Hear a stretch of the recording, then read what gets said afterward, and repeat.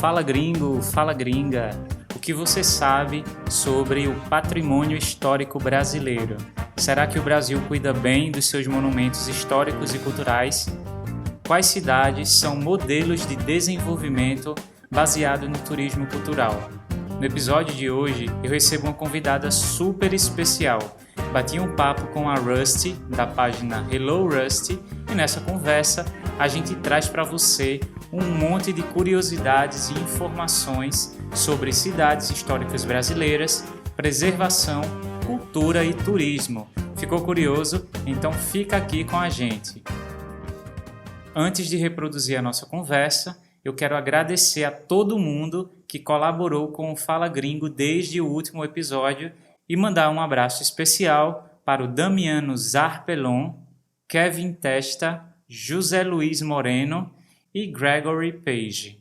O Fala Gringo é um podcast gratuito, mas se você contribui com o projeto, tem acesso a recursos exclusivos como transcrição integral dos episódios, pontos gramaticais, sugestões de exercício e newsletters com conteúdo extra. Para ser um apoiador também, é só acessar falagringopodcast.com e clicar no banner que tem lá no site ou no botão apoiar e escolher o valor da sua colaboração.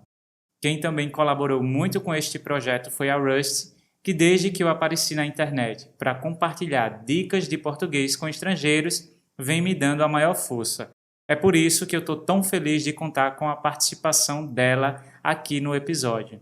A gente espera que vocês gostem do tema e aprendam bastante. Vamos lá?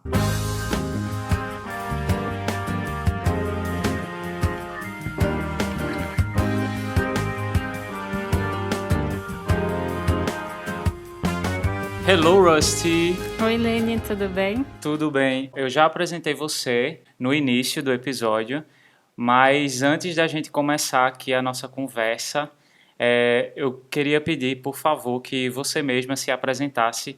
Muita gente que escuta o Fala Gringo com certeza já deve te conhecer, porque tu tá sempre ajudando a divulgar os episódios lá, mas por favor, se apresenta aí para o pessoal que ainda não te conhece. Então, além de um ouvinte assíduo do Fala Gringo, eu sou apaixonada pelo aprendizado de línguas. Eu tenho uma página também que eu compartilho dicas de português. Na verdade, eu sou formada em engenharia elétrica, trabalho em geofísica, faço mestrado em ciência da computação. Então, são muitos interesses misturados, mas essa paixão por línguas terminou me fazendo conhecer o Lene e o podcast dele. E eu tô super feliz porque era uma presença que eu queria no Fala Gringo aqui desde sempre. A gente já vem conversando há algum tempo e agora, por fim, tá rolando isso. A gente vai falar aqui um pouco sobre patrimônio histórico, mais o lado de patrimônio material histórico, né, Rusty? A gente não é especialista na área, né, mas esse daí que é a coisa legal do assunto mesmo, é porque falar de patrimônio histórico, preservação, tudo isso é um assunto que fica muito no campo especializado, né? Arquitetura, urbanismo, historiadores, e no Brasil é urgente, pelo menos a gente acredita que é urgente, que as pessoas comecem a falar disso mais abertamente no dia a dia, até para entender o que está acontecendo com o nosso patrimônio histórico, do que o Brasil tem para oferecer. E a gente não vai trazer respostas aqui, é muito mais apresentar informação para que as pessoas possam ter um panorama desse assunto no Brasil. Primeira coisa, Rusty, que eu queria te perguntar, você quando viaja é mais o tipo que procura destinos históricos ou gosta mais de natureza ou mistura um pouquinho os dois? Eu acho que primeiramente eu sou motivada em geral as viagens em encontrar pessoas, e aí o destino, o que eu vou explorar dentro da área varia bastante. Eu gosto de fazer turismo histórico, sempre procuro visitar museus quando eu estou em um lugar diferente. Também gosto de explorar a natureza, fazer trilha, então os meus gostos são bem mistos na questão do turismo. O importante é viajar e conhecer coisa nova. Pois é.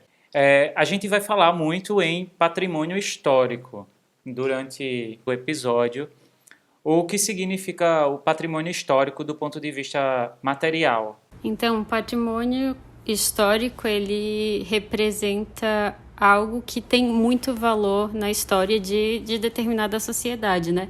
Então, isso vai englobar alguns prédios, esculturas, e não só um lugar, mas assim uma área, uma praça, um centro histórico, tudo isso pode ser considerado um patrimônio histórico. São bens desenvolvidos pela sociedade que estão relacionados à sua história, né? Identidade local. E aqui no Brasil, quando há uma proteção do Estado para esses patrimônios históricos, a gente usa uma palavra que é tombamento, né? É até uma palavra que, ironicamente, tem uma conotação de algo que cai, mas a gente usa essa palavra tombamento para falar de algo que tem uma proteção do Estado. A partir do momento que uma coisa é tombada, significa que o Estado brasileiro passou a ter um certo controle sobre aquele patrimônio.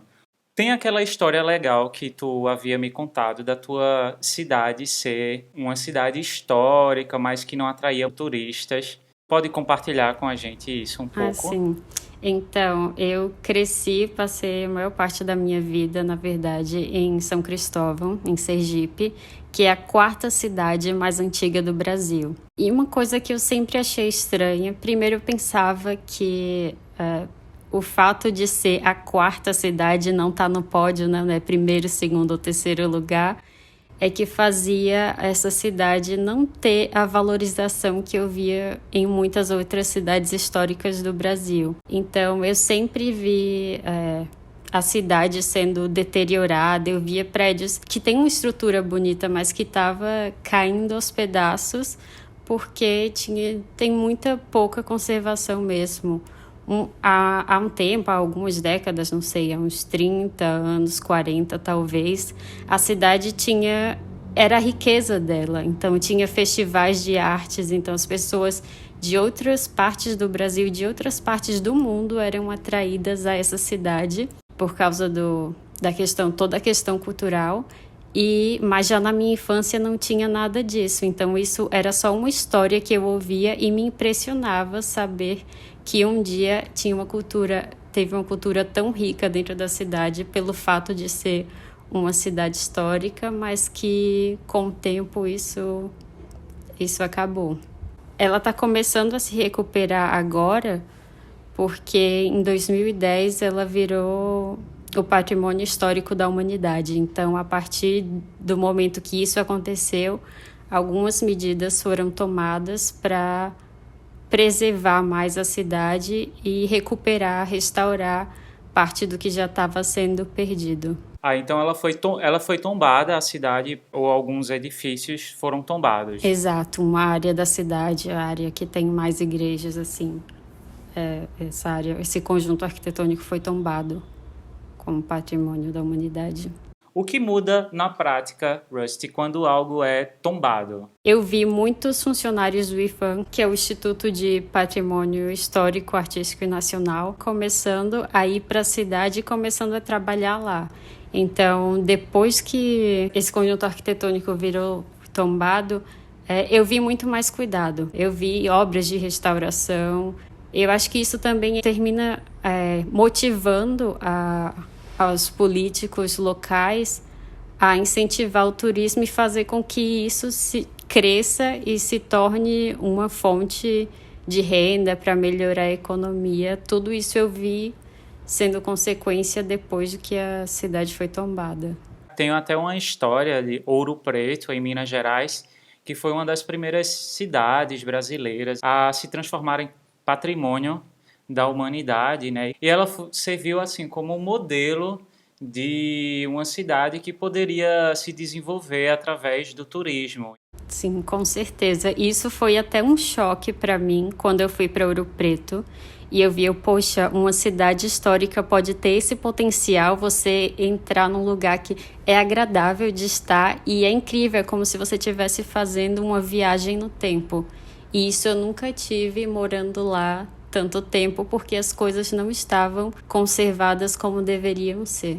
Atualmente você está morando no Rio de Janeiro, né? Isso. Em 2018, a gente teve o incêndio do Museu Nacional.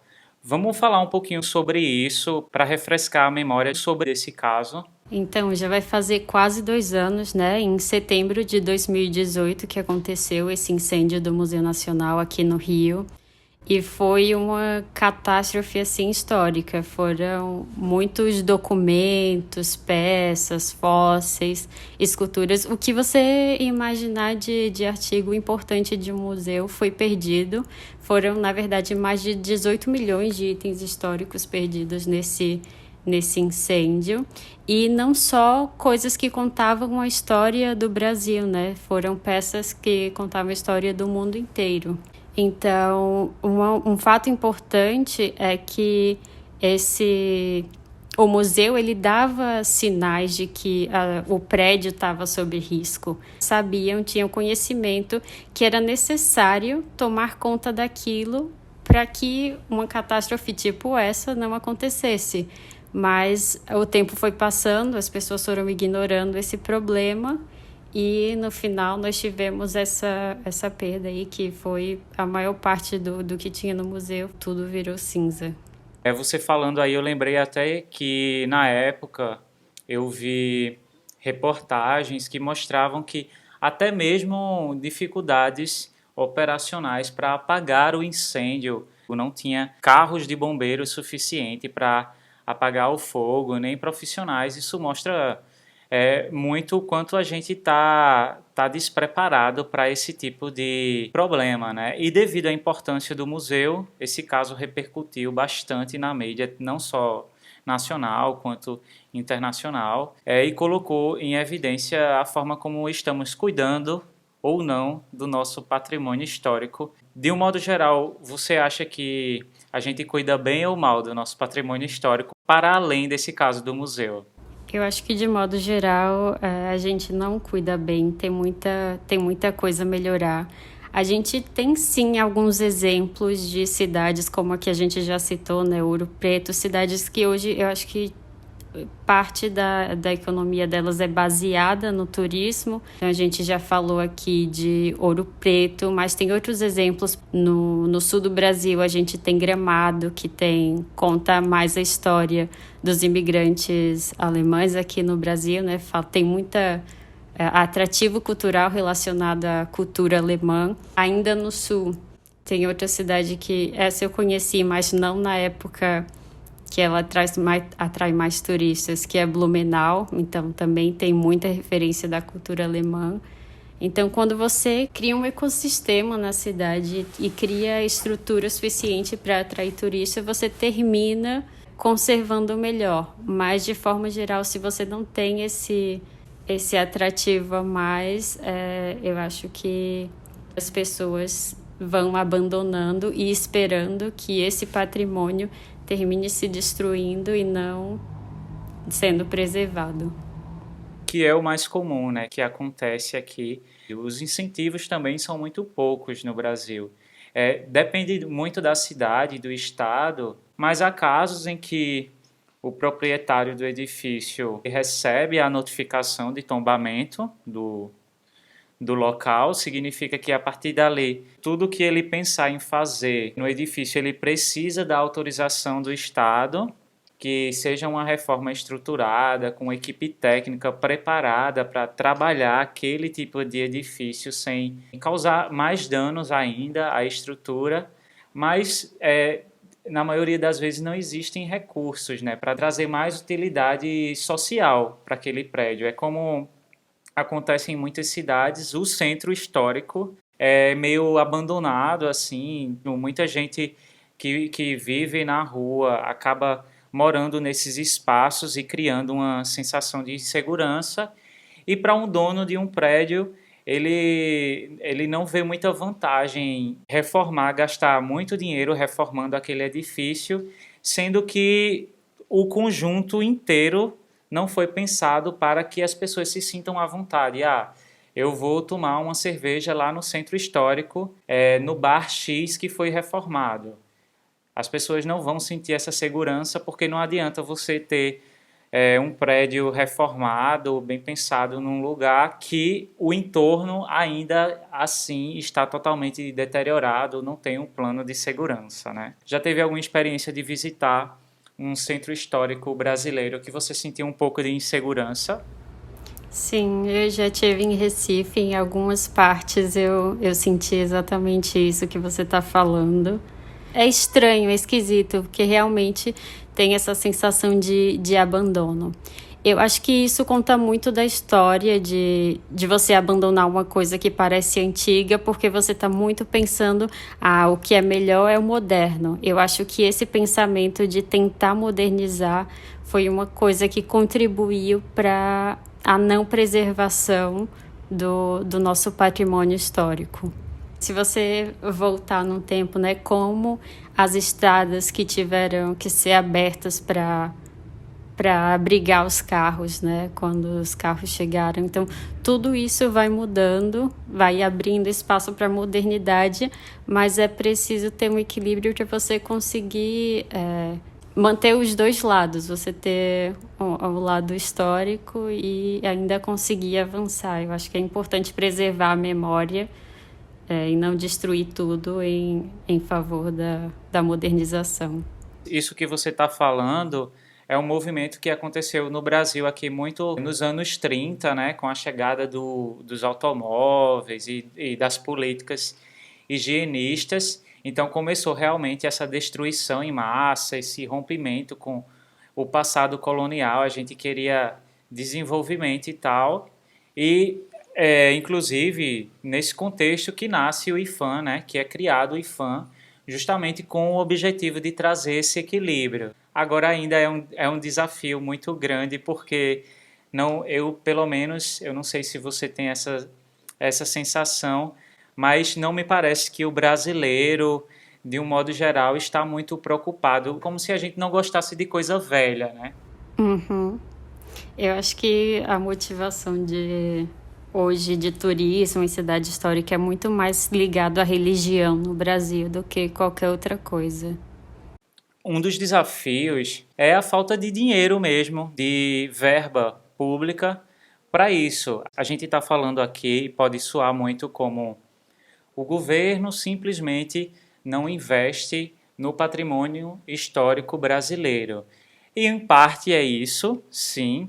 A gente tem uma sucessão de governos que tem não olhado para isso ou olhado pouco, mas a gente também está falando de um país que não tem nem saneamento básico na sua totalidade, né? Então é até difícil de colocar na cabeça das pessoas a importância da preservação de um patrimônio histórico quando boa parte da população não tem sequer rede de esgotos, né? Como é que a gente defende assim verbas para manter de pé uma igreja que já está caindo aos pedaços, né? Uhum. Por isso, geralmente, quando você vê um incentivo maior dado a essa preservação cultural, ele também vem carregado de críticas. E quanto a essa questão de verbas, como a gente também tem várias cidades históricas em situações precárias, né? O que eu já ouvi falar é que hoje em dia eles, com as verbas que eles têm, eles vão procurando todos os casos de emergência, então você não tem como priorizar uma coisa, melhorar uma coisa, porque tem muita coisa que está com um risco grande de ser totalmente destruída se não passar por uma etapa de recuperação. Também temos que pensar no papel como cidadão, né? Depende de cada um que realmente se importa com isso, de começar a reivindicar melhorias nesses lugares, né? É interessante que você visite mais esses estabelecimentos, até para rentabilizar esse tipo de negócio, né? Porque às vezes fica muito dado ao campo de a gente achar bonito, mas não faz a coisa funcionar, né? Exatamente. Não é só você visitar um museu que você vai motivar a preservação do patrimônio histórico, né? Tem isso, tem o fato de também, às vezes, as pessoas vão, em determinadas épocas, é mais propício a visitação naquele lugar. Então, é importante que você vá e você cuide da cidade, né? Às vezes, um patrimônio histórico tem uma estrutura mais frágil. Isso. Aqui no Carnaval, em Olinda, se faz o carnaval em Olinda no centro histórico, não se faz na parte mais moderna. E as pessoas, eu tenho às vezes a impressão que não se tem muito esse tipo de reflexão de por que está sendo feito nesse lugar, e até uma questão mesmo de excessos. A gente vê que durante o carnaval há muita a degradação do espaço público, do prédio público, né? A questão do xixi na rua, a questão da sujeira que fica, né? Às vezes a prefeitura tem que encher os prédios de tapumes, que são aquelas tábuas de proteção, para que sobre alguma coisa depois dos 4 dias de carnaval, que ainda as pessoas não têm essa consciência. Então, para além do patrimônio que a gente está falando muito aqui, do patrimônio histórico material, né? Para além desse patrimônio, o que o turista pode esperar do patrimônio histórico-cultural do Brasil em geral? O que é que dá para você ver viajando por esse Brasilzão, Rusty? Então, isso me faz lembrar de uma vez eu chegando no aeroporto de Recife e assistindo um espetáculo, uma dança incrível com pessoas completamente caracterizadas, contando a história do lugar. Então, o Brasil, com essa cultura tão rica e tão mista, né, com tantas influências, abre as portas para você ter uma diversidade enorme de coisas com que se encantar. Você pode ver desde uma apresentação de dança, como eu vi, que me motivou a procurar um museu antes de voltar. Eu fui aprender mais sobre a cultura daquele lugar.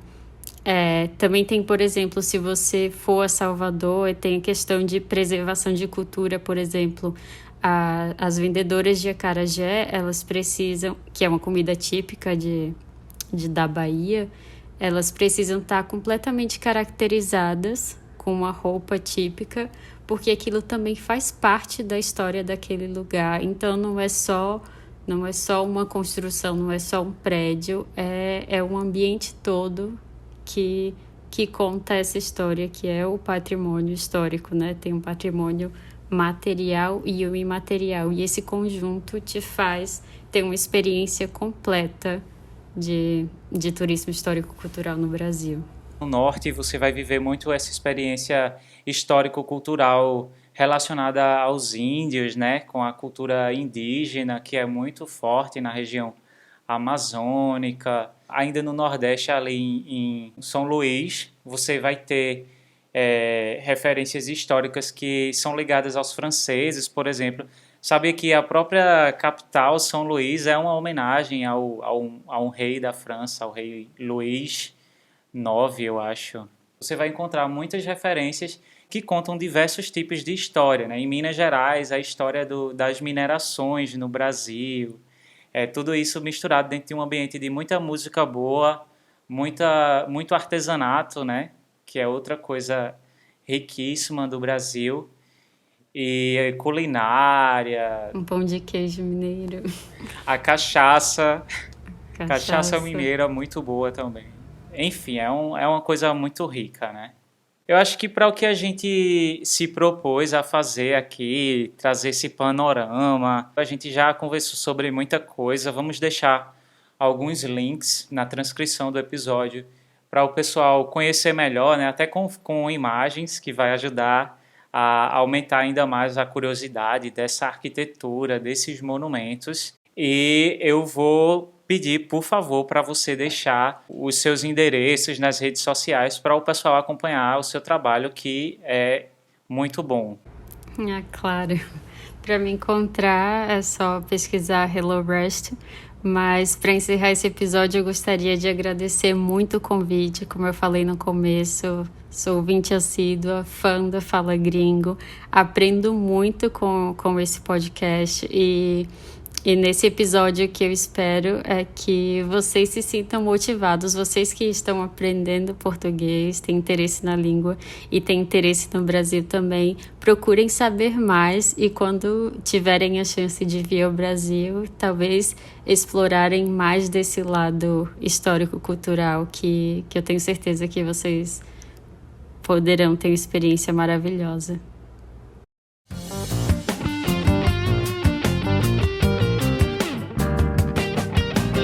Ouviram a Rusty, né? Visitem o nosso patrimônio histórico. Rusty, eu agradeço demais que você tenha dedicado esse tempo para essa conversa aqui no Fala Gringo e pelo apoio de sempre.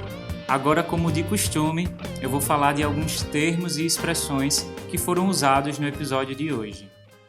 Uma expressão que se repetiu algumas vezes nessa nossa conversa foi caindo aos pedaços. Normalmente essa expressão serve para enfatizar, para dizer que algo está muito velho, como uma casa caindo aos pedaços ou um carro caindo aos pedaços.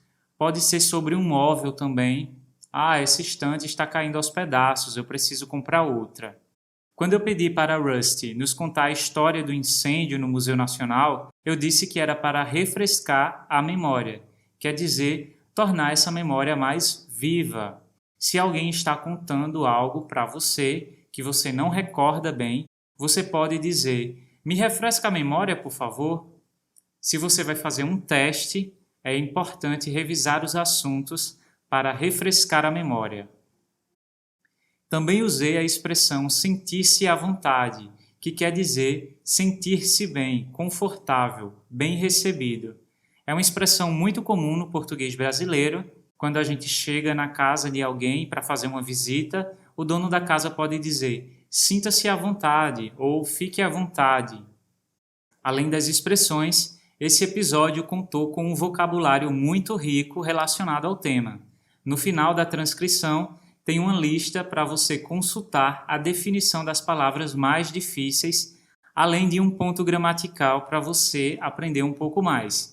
Lembrando que esse recurso é exclusivo para colaboradores. E aí, você curtiu esse episódio? Que tal deixar uma avaliação 5 estrelas na nossa página no iTunes? Não custa nada e você ajuda o projeto, fazendo com que ele seja descoberto por outros ouvintes no seu país. Eu termino o episódio de hoje mandando boas energias para os próximos dias e agradecendo também a todos que estão me enviando mensagens no Instagram, @portugues.com.lene, mandando e-mails, deixando seus reviews no iTunes e compartilhando os episódios do Fala Gringo com os amigos nas redes sociais. Eu sou o Lene e esse foi o Fala Gringo, o seu podcast de português brasileiro. Até mais!